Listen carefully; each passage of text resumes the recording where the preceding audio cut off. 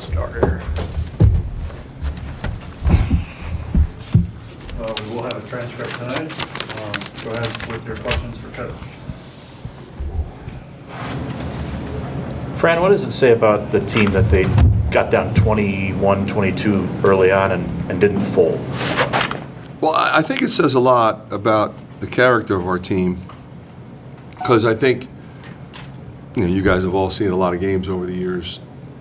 The biggest mistake teams make in a situation like that, we always hear us say, that don't try to get it all back at once. Well, what does that mean? You start quick shooting the ball, you start taking an inordinate amount of threes, and then now they're running it back and they're dunking the ball, and all of a sudden 21 becomes 31 and you have no shot.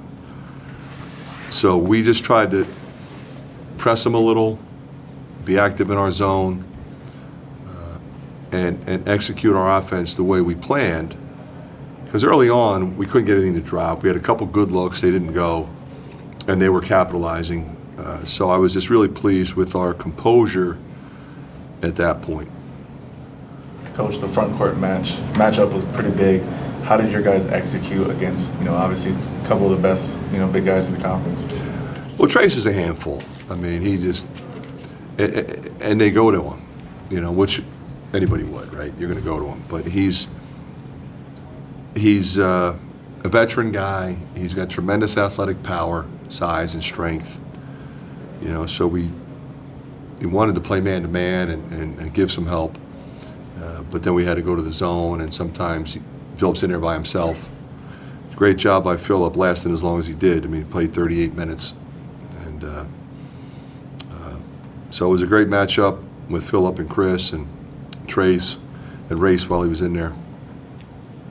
Fran, with Philip, Connor, and Chris, and you had, a 6-year senior, a 5th-year senior.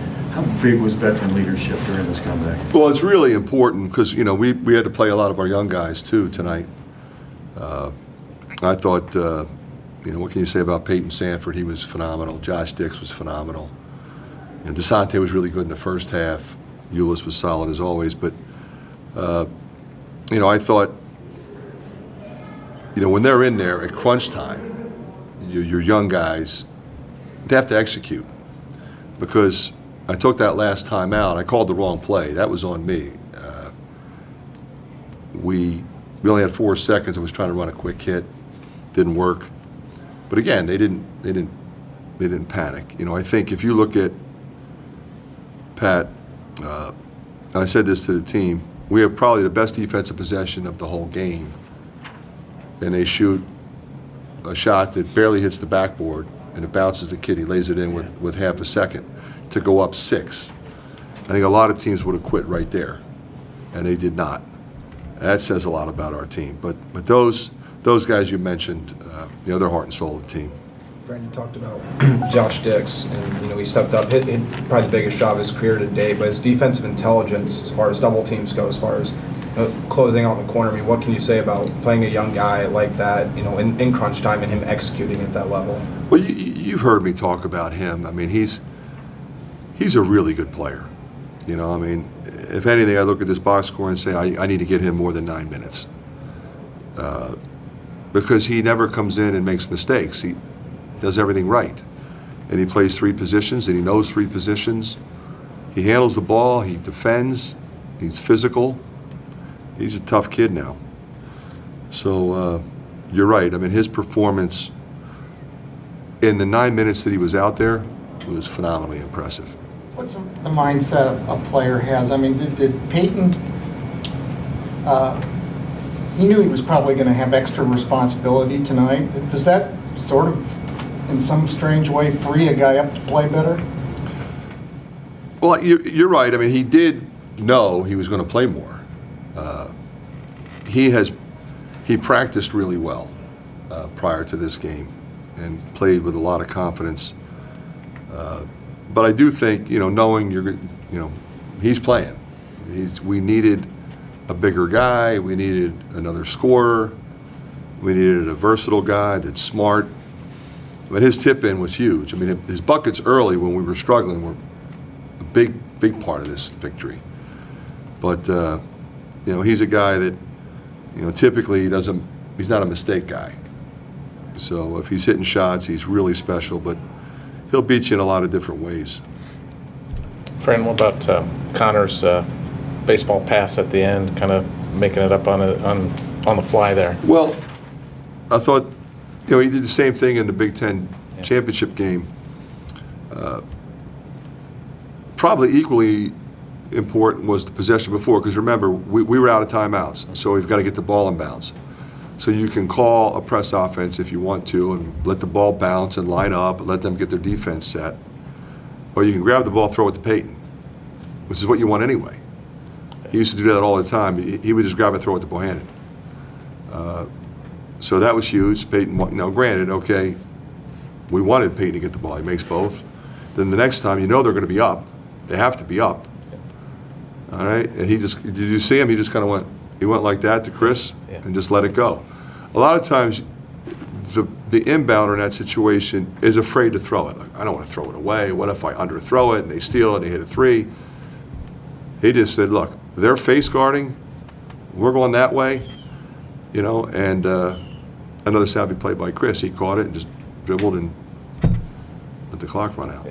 And I think you guys only allowed 3 offensive rebounds in the second half. Connor only had 2 rebounds on the night, but you guys still out-rebounded Indiana. What's that say about the rest of you guys showing up and out on the rebound? Well, we had guys blocking out. We had guys that were physical. When you're in zone, you're kind of all over the place. That's why a lot of coaches don't like to play zone, because you don't have direct block-out responsibilities. You got to go find somebody because you're flying around. So that's a big part of the game, because they're typically a team that pounds people in the glass. Both Chris and Philip said you felt like you really needed this one. Does this feel like maybe a launching off point now for you guys? Yeah, but I look at it differently. Every game like this, every game when you watch in our league is like this. We just had one. We lost it. You watch the games today, Ohio State, Purdue. It's just the way it is. So you got to figure out a way to win some of them. And like Pat said, it's going to come down to, a lot of times your veteran guys and the decisions they make and how they help the young guys along. One or two more. What does this do confidence-wise? Because in 2 of the losses, I think Wisconsin and Penn State, you were down, came back, then weren't able to complete it, but to be able to do it against this team, how does this help you confidence-wise? Yeah, we got the Wisconsin game to overtime. We got the last possession and didn't score at Penn State. So being able to finish one off, and have sort of a jubilant locker room, I think is really important. You go with Peyton to start the second half. That group plays, I believe, almost 12 minutes and ends up grabbing the lead. What did you like from that lineup? I thought they played both ends. I thought they executed offensively. They were doing a lot of switching. They were physical. They're a physical half-court defensive team. And those guys just fought through. And it takes a lot of energy to continuously run motion, and then to press, and then to be active in the zone, and then to rebound both ends. So you're right, the 12, that's a long time, but I just felt like that group was really connected. Okay. Thanks, guys. Thanks, everybody.